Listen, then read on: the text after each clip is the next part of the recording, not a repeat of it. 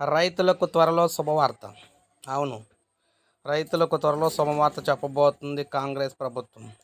రుణమాఫీపై బ్యాంకులతో చర్చిస్తున్నాం. తొందరలోనే రైతులకు శుభవార్త చెబుతాం. 27 నుంచే ఫ్రీ కరెంటు, 500కే గ్యాస్ సిలిండర్, మార్చి 6న మరో 6,000 ఉద్యోగాల భర్తీ. సో మొత్తం మేము చూసుకున్నట్లయితే సీఎం రేవంత్ రెడ్డి గారు రైతులకు, మహిళలకు, పురుషులకు అందరికీ శుభవార్త అయితే చెప్పారు. ప్రజలకు ఇచ్చిన 6 గ్యారెంటీల్లో భాగంగా 500కే గ్యాస్ సిలిండర్, తెల్ల రేషన్ కార్డు ఉన్న ప్రతి పేదవారికి 200 యూనిట్ల ఉచిత కరెంటు ఇచ్చే కార్యక్రమాన్ని ఈ నెల 27 నుంచే ప్రారంభిస్తున్నట్టు ఈయన తెలియజేశారు. దీనికోసం ప్రియాంక గాంధీ చేతుల మీదుగా ప్రారంభించాలని నిర్ణయించడం అయితే జరిగింది. సో ప్రియాంక గాంధీ గారు వచ్చి ఈ పథకాన్ని అయితే ప్రారంభిస్తారు.